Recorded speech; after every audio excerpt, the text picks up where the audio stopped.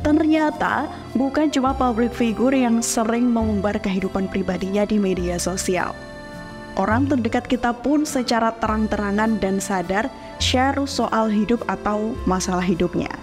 Entah seputar masalah keuangannya, percintaannya, rumah tangganya, dan lainnya yang seharusnya beberapa topik itu nggak layak dikonsumsi banyak orang. Dan fenomena ini yang sering disebut oversharing.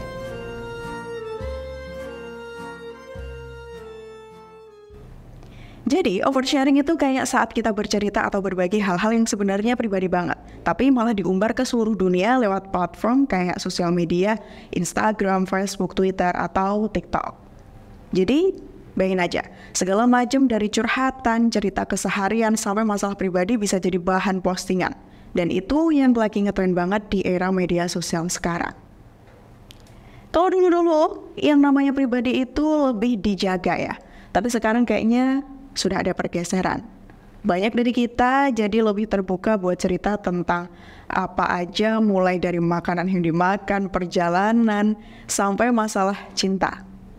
Dan ada hal yang menarik di balik ini semua, tentang gimana kita pengen dilihat dan diperhatiin sama orang lain di dunia maya. Kira-kira, kenapa ya orang bisa oversharing? Dampaknya oversharing apa sih? Nah, ada nggak ya cara mengatasi supaya kita nggak oversharing? Pertanyaan tadi bakal kita bahas di sini. Jadi, tonton sampai habis supaya kamu dapat informasinya secara utuh. Alasan kenapa mereka yang suka oversharing mungkin karena butuh perhatian. Zaman dulu, kamu harus ngobrol langsung sama teman atau keluarga buat bercerita. Tapi sekarang, tinggal posting di media sosial, udah banyak yang baca. Jadi, waktu kamu cerita masalah atau pencapaianmu, lebih banyak orang yang tahu dan kasih komentar. Rasanya kayak jadi pusat perhatian kan? Makanya, banyak yang tergoda oversharing buat dapetin sensasi seperti itu. Terus ada lagi nih, efek like, follow, comment. Kalau kamu posting sesuatu dan banyak yang like atau follow, rasanya seneng banget. Rasanya nggak diterima dan diakui. Nah, ini bikin orang jadi ketagihan buat posting hal-hal yang bikin mereka dapat perhatian lebih banyak. Dalam hati, mereka pasti mikir, kalau aku posting ini, pasti banyak yang like deh. Tapi ya, nggak bisa dipungkiri juga. Adanya media sosial dan fitur-fitur seperti like ini, bikin orang lebih fokus pada jumlah perhatian, bukan kualitas konten yang mereka bagikan. Mereka mungkin suka banget posting apapun, asal ngejar likes. Ini yang bikin batas antara kehidupan pribadi dan publik jadi blur. Kadang, ada yang cerita hal-hal yang seharusnya nggak usah diketahui banyak orang. Oversharing atau berbagi terlalu banyak informasi pribadi di dunia maya bisa membawa dampak negatif yang perlu kita sadari. Misal, ada masalah gangguan privasi yang seringkali terabaikan. Saat kita membagikan setiap detail kehidupan, dari lokasi saat ini hingga jadwal harian, kita sebenarnya membuka pintu bagi orang asing yang mungkin memiliki niat kurang baik. Informasi tersebut dapat dieksploitasi untuk tujuan yang tidak kita inginkan pastinya, seperti pencurian identitas, bahkan penipuan. Selain itu, hilangnya batasan antara kehidupan pribadi dan publik juga menjadi dampak serius.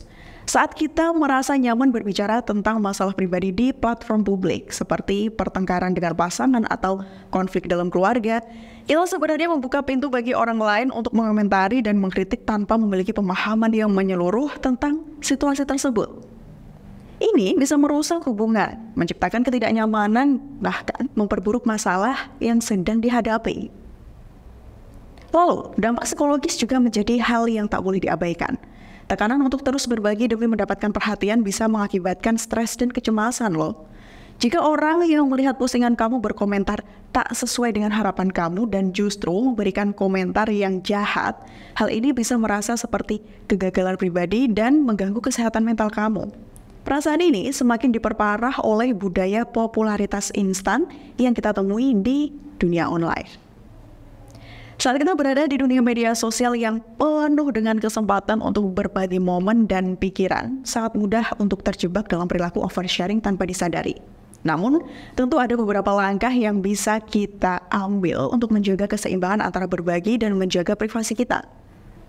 Pertama, kita perlu berpikir dulu sebelum memposting sesuatu.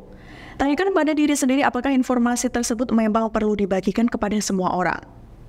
Kedua, kita bisa memilah jenis informasi yang ingin kita bagikan. Jika informasi tersebut sangat pribadi atau berpotensi mengancam privasi kita, lebih baik simpan untuk diri sendiri atau bagikan dengan kelompok terbatas yang menurut kita bisa kita percayai.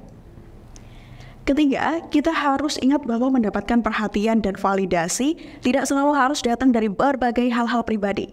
Cobalah untuk mengeksplorasi minat dan pencapaian lain yang bisa membuat kita merasa diakui tanpa harus mengorbankan privasi dan juga kesejahteraan kita. Dengan mengambil langkah-langkah ini, kita bisa tetap aktif di media sosial tanpa harus menjual privasi kita demi mendapatkan perhatian. Jadi intinya adalah kita harus lebih waspada dan bijak dalam menggunakan media sosial. Semua yang kita bagikan di media sosial, dari cerita pribadi hingga momen spesial bisa memiliki dampak jangka panjang. Setiap like dan komentar mungkin terasa menyenangkan, tapi kita juga harus ingat bahwa privasi dan kesejahteraan kita tak ternilai harganya. Daripada hanya mencari perhatian sebentar, kita bisa fokus pada cara-cara lebih positif untuk merasa diakui.